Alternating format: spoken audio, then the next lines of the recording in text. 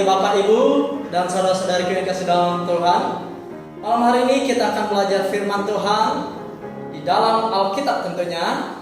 Kita tidak belajar firman Tuhan di luar Alkitab. Ya, banyak kelompok yang berkata kita akan belajar di luar Alkitab yang lainnya, walaupun mengakui Alkitab sebagai satu-satunya firman Tuhan, tetapi mereka keluar dari firman Tuhan. Malam hari ini kita akan belajar tema domba hidup atau domba yang hidup. Domba yang hidup. Kita akan belajar apa itu domba yang hidup, apa yang dimaksudkan dengan domba yang hidup. Sejak Adam dan Hawa jatuh dalam dosa, di dalam Kejadian pasal 2 ayat 16 sampai 17, bagaimana perintah Allah kepada Adam dan Hawa. Dan kemudian di pasal 3-nya dia jatuh dalam dosa. Karena ketidaktaatannya dia lebih percaya kepada iblis. Dan kemudian oleh karena jatuh dalam dosa, Adam dan Hawa diusir dari tanah Eden. Adalah konsekuensi jauh dari kasih karunia Allah. Tetapi Allah yang begitu penuh kasih, berinisiatif atas hikmatnya, atas kasihnya yang mendalam, mendatangi Adam dan Hawa, mendatangi manusia dengan firman-Nya. Dan dia berkata, Adam, di dalam Kejadian pasal 3 ayat 15 adalah pernyataan simbolik bagaimana Tuhan menuntut iman daripada apa yang Tuhan katakan. Adalah pernyataan simbolik pada Kejadian 3 ayat 15. Kalau mau percaya kepada Kristus ada yang Tuhan perintahkan. Tuhan katakan bahwa Adam dan Hawa, saya akan kirim Sang Juru Selamat melalui keturunan Hawa. Tanpa ada benih laki-laki, tanpa ada kerja hubungan antara suami dan istri. Melaluilah keturunan Hawa akan ada Sang Juru Selamat. Tetapi untuk membuktikan percaya akan janji kirim Sang Juru Selamat ini, Tuhan memberikan simbol. Simbolnya adalah menyusun mezbah, menyusun batu berbentuk mezbah, kemudian mengambil domba sebagai domba korban, kemudian menyembelinya. Menyembelinya dan mereka mengakui dosa dan mengingat dan beriman kepada apa yang Allah katakan, yaitu akan dikirim Sang Juru Selamat. Dan setiap orang yang melakukan itu berarti dia beriman kepada Kristus dan mengingat akan dosanya. Dan itu yang diperbuat oleh setiap orang-orang percaya di dalam perjanjian lama. Orang yang tidak perbuat, apakah dia akan percaya? Dia bukan orang percaya. Salah satu keturunan Adam mula-mula adalah Kain. Kain tidak mengindahkan apa yang Allah perintahkan. Kain keluar dari jalur firman Tuhan. Habel mengikuti apa yang Tuhan katakan. Dia beriman mempersembahkan domba korban. Jadi domba korban ini setelah ribuan tahun lamanya telah digenapi di dalam perjanjian baru, yaitu zaman gereja, yaitu zaman kita orang-orang percaya di dalam Kristus Yesus. Di dalam Yohanes pasal 1 ayat 9, Yohanes Pembaptis berkata, lihatlah anak domba Allah. Lihatlah anak domba Allah.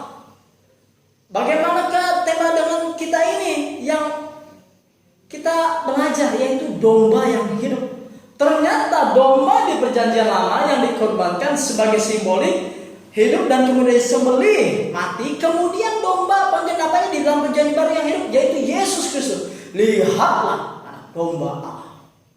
Jadi dia sudah menggenapi. Di dalam Matius pasal 1 ayat 18 sampai 25, bagaimana Tuhan Allah berkata, berfirman kepada Maria bahwa dia akan dikandung, bahwa dia akan mengandung Sang Juru Selamat. Betapa sukacitanya dia. Dan kuasa Roh Kudus, tanpa ada benih Yusuf. Ini yang penting. Tanpa ada benih Yusuf, dikandung oleh Roh Kudus dan Maria. Lalu kemudian dia lahir, dia tumbuh besar sampai pernyataan Yohanes di dalam Yohanes pasal 1 ayat 29. Lihatlah anak domba Allah. Domba yang hidup adalah Yesus Kristus yang nantinya akan jadi korban. Bagaimana di perjanjian lama harus dikorbankan dengan cara disembelih simbol itu. Tapi Kristus dikorbankan mati di atas kayu salib untuk menebus dosa-dosa kita. Di perjanjian baru ketika sang domba hidup ini, itu lihatlah anak Allah, domba yang hidup ini yaitu Yesus Kristus. Bagaimana orang percaya di perjanjian baru beriman, atau orang yang belum percaya bagaimana? Yaitu beriman bahwa Kristus Yesus yang adalah domba yang hidup sudah mati bagi saya di atas kayu salib. Sudah mati. Dia adalah domba, simbol yang menggenapkan simbol perjanjian lama. Oleh sebab itu saya percaya dan bertobat bahwa dia adalah juru selamat yang telah dijanjikan sejak Adam dan Hawa jatuh dalam dosa. Yaitu Yesus Kristus yang mati di atas kayu salib, yang menanggung dosa saya dan Bapak dan Ibu dan saudara-saudara yang percaya di dalam nama Yesus Kristus. Itu domba yang hidup. Di dalam Ibrani dikatakan, di dalam Ibrani pasal 10, kalau kita lihat bagaimana Allah berbicara mengapa domba hidup.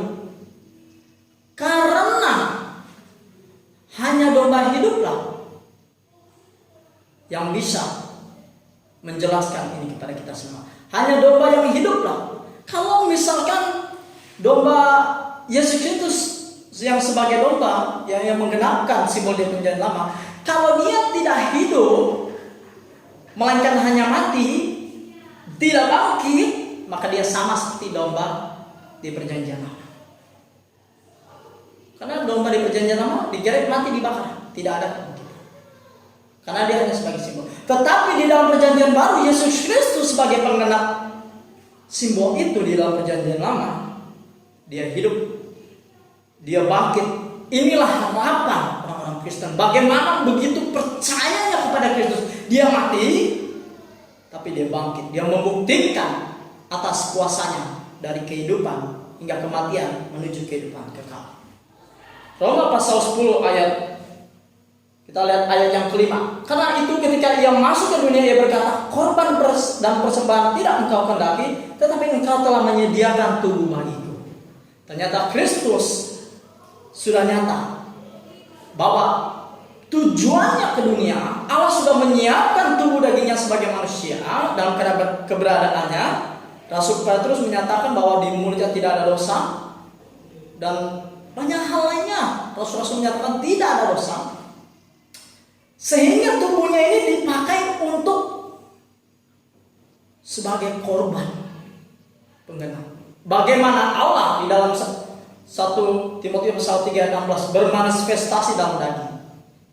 Karena untuk penebusan dosa haruslah yang bersifat kekal. Dosa bersifat kekal, maka yang harus menebus adalah yang harus bersifat kekal supaya seimbang. Ini namanya keadilan. Sebab itu Allah bermanifestasi yang kekal menjadi daging.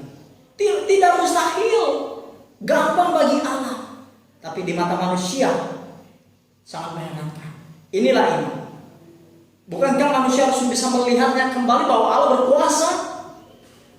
Bukankah mata manusia harus rendah hati melihat bahwa Allah mau mengampuni dosa kita? Bagaimana dia mau bersama-sama dengan keberadaan kita yang berdosa, mau berbaur. Sebab itu di kayu salib sebagai domba yang hidup, dia mengambil posisi saya, posisi Anda, posisi saudara-saudari dan bapak ibu. Sebagai orang berdosa dia ambil, dia tanggungkan di atas saya, dia mati.